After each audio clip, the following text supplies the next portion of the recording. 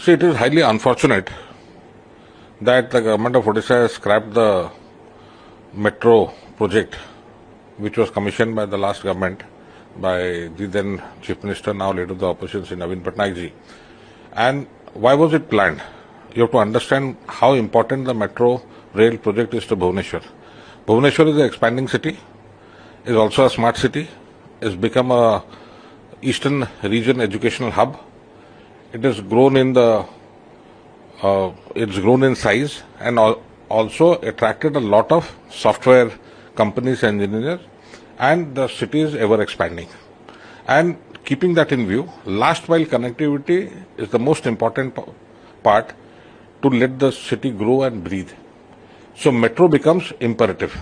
So not waiting for the center, we had funded the project from our own finances and the budget, and the project was commissioned.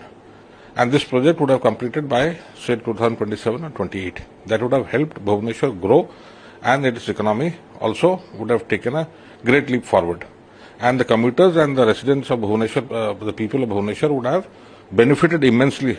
And also, last but not the least, and the very important thing also, the green belt in Bhubaneswar, as well as the environment, and it would have been a lot of pollution, which has been created by the either bikes or automobiles inside the city.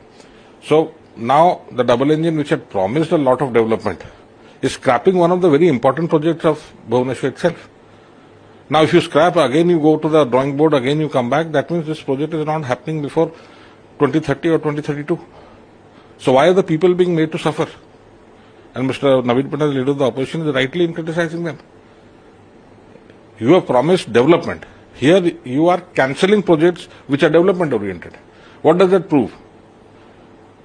That instead of taking Bhubaneswar straight forward, you are trying to take it backward.